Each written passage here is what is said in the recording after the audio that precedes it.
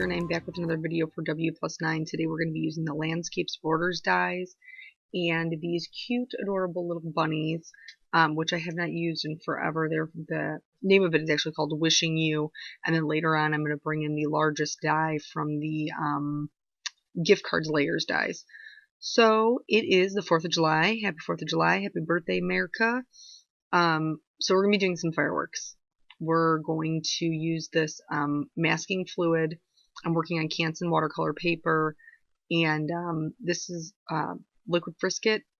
Basically, I just keep a paintbrush that I have devoted to this, and I'm just drawing general firework shape with my masking fluid on my paper. I already have it taped down to a board with painter's tape to keep it flat while I'm painting. I drew 3 large ones while it was white, and then once that is dry, you need to wait for the masking fluid to dry. Once it's dry, I'm going to go in with clean, clear water and do what they call a wet on wet technique. So my paper is already wet, and then I'm going to pick up wet ink. I'm using distress inks, as you saw. I have a bunch of different options. I have actual watercolors, I have distress inks, I have zigs.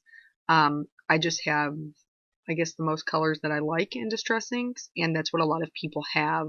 So that's what I decided to go with. So basically I'm just laying down a base of color, some yellows and orange and red. I'll bring in some purple and blue later, but behind those big bursts, I wanted them to be bright colors. I'm not being particularly careful about it. Sometimes not even resting my brush in between. Sometimes I'm just picking them up and slapping them down. So here I'm going to bring in some of that Seedless Preserve, which is a super pretty, it's a purple, but it's more on the pink side. And then that Salty Ocean, which is a bright blue. It's going to get kind of muddy from the purple and the orange and the blue and the orange. I'm not really concerned about it. We're going to be layering colors. This is just the first layer, so don't get nervous if you decide to try it out. So once I had my first layer down, I went ahead and heat set that because I have no patience and I want it to dry immediately. So now that that's done, I'm going to go back in with the masking fluid and draw in some smaller fireworks. So with the second round of masking, it's going to mask the color that's down there right now. So the first ones will be white, and then these ones will be, like in this case, the one I'm doing here will be purple. The one up in the top left will be blue. So I put in a couple of different ones of those, and then I'm getting out more distress inks. I'm sticking with the Salty Ocean and the Seedless Preserves, but I'm also adding Mermaid Lagoon and Black Soot, and a darker purple, which is Dusty Concord. So I'm just going to, this is not wet on wet, so I'm picking up wet ink and I'm putting it on dry paper. The reason that I'm doing this is because when you do the wet on wet technique, it runs wherever it's wet. Well, I don't want to cover up all of those yellows that you see, the yellows and oranges and reds that we put down. I don't want to cover up all of that.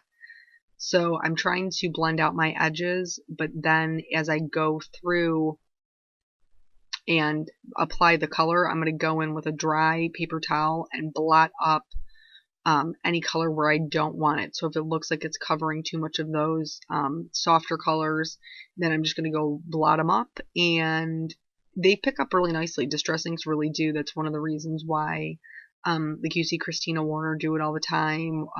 Really all of us do it all the time because it's so cool. Where you can splash water on distress ink and pick it up and it works. So after I put down the purples and the blues, I went ahead and started adding in some of that black soot while everything was still wet. Again, like I said, we're layering color here. So now it kind of looks just like a hot mess, but it's going to look pretty cool by the time it's done. This is the first time I tried it, and I was actually really happy with the way that it came out.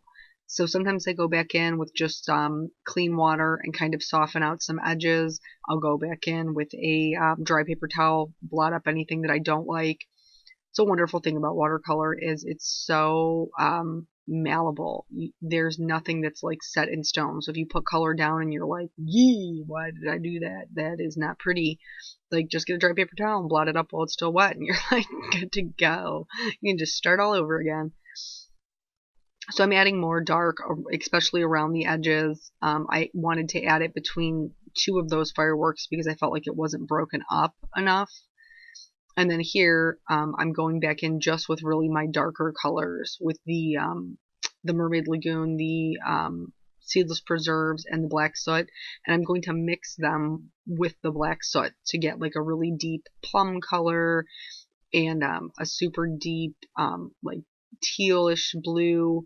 And this is what I feel like really makes those fireworks pop, like having the dark right against them. Because I mean that's obviously when in real life when you're watching fireworks, that is what makes them look so amazing, is this huge explosion of color in this pitch black sky, right? That's why we all wait until dark to light off fireworks, because that's when they're the most beautiful. So you need that contrast to kind of make them pop. That's what I was going for. So I just keep blotting it off where I don't want it, adding in more dark till I'm happy with it. Here I felt like I blotted up too much of the dark, so I'm trying to like bring some of that back in.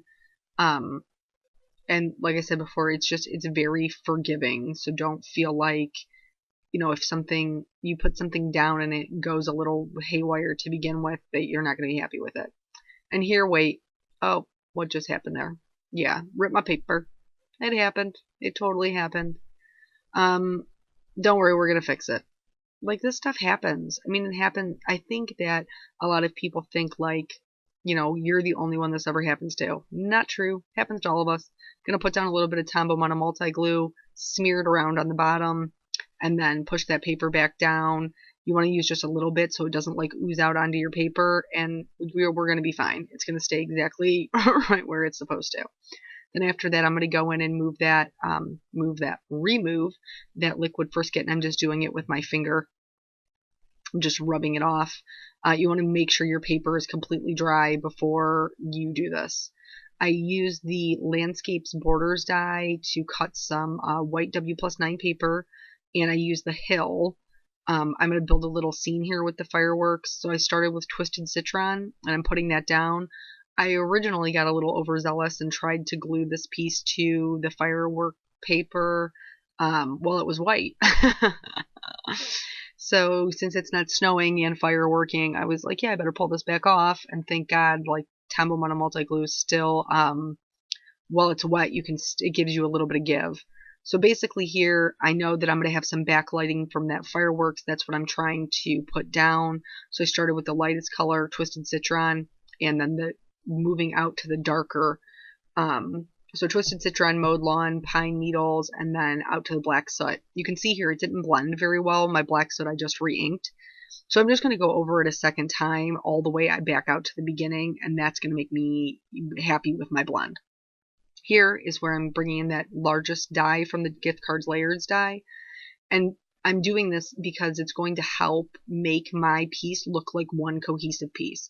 So I glued the grass down to the firework paper, the watercolor paper, and now I'm die cutting it, and it's going to just give it, it's not going to take any of it off, it's just going to give it a really nice finished edge with the stitch look. It's going to make it all look like one panel. I can't make anything without shimmer, and also fireworks should be sparkly. So I'm going in with some clear Wink of Stella and putting that just on the white fireworks. And then I'm also adding in just a little bit of a light yellow on the tips of the fireworks to help the center be the brightest part. So don't mind me, I had some dog hair on my stamp there because I have a dog. So there's dog hair everywhere. I've learned to just accept it. I'm stamping out these adorable little bunnies with their backs to us. And I'm going to color them as if they were backlit. So again, I'm working on the same thing, the W+9 white paper, super good for Copa coloring. You'll have to excuse me, when I was first doing the first color, I didn't realize that I was off camera. Eventually I'll dope it out and move it up. But when you're coloring something that's backlit, the edges are going to be lightest. And when you first do it, it's going to look weird. I'm not going to lie to you. You're going to be like, this looks bizarre. Why are these edges so white? But when you put it in the scene, when you finally get it in the scene, it's going to make so much sense and it's going to look so right. You're going to be like, oh man, that was totally why I did that, even though it looks weird right now.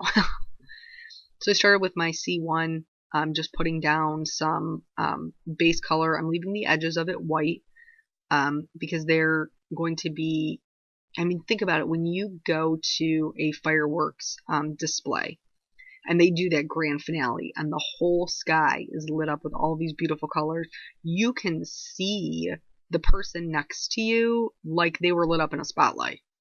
So that's what we're going for. I want to make sure those edges are super light and the back is dark because that's, you know, where the shadows would be. So I'm putting down each color, the C1, the C3, the C5, but each time I'm leaving a little bit of the first color. I'm not completely covering it. I'm also adding, I'm going all the way to the edges on the parts that would be covered up. So the bottom of that bunny's arm would not have any light. The underside of the bunny on the right, his head, where that other bunny is in front of it, there wouldn't be any light there either. So you have to try to think about when you backlight something. And if you can't picture it in your head, Google it or turn a lamp on and set something in front of it and look how it looks from behind, how that would make sense.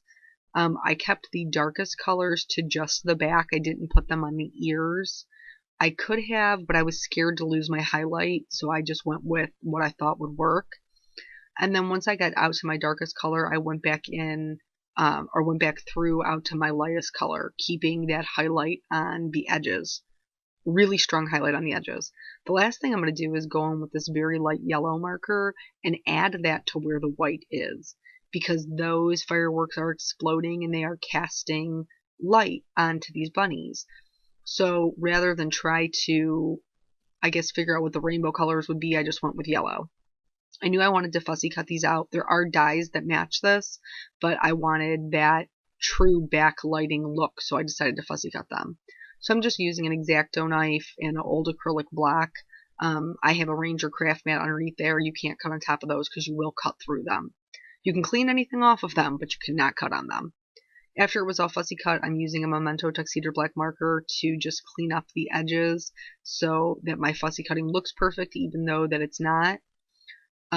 If you have trouble getting into those little crevices, you can just put the bunnies flat and trace them right on a piece of paper, and it will get the edges as well. I'm using that Tombow Mono multi-glue to go ahead and add those bunnies right into their little scene, and you can see how that backlighting makes so much sense now.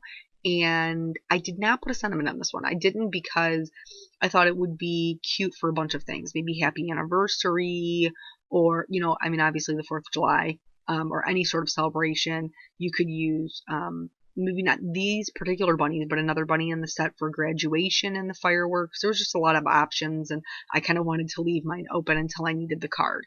So thank you so much for joining me. I will catch you guys on the next video. Have a wonderful day. Bye.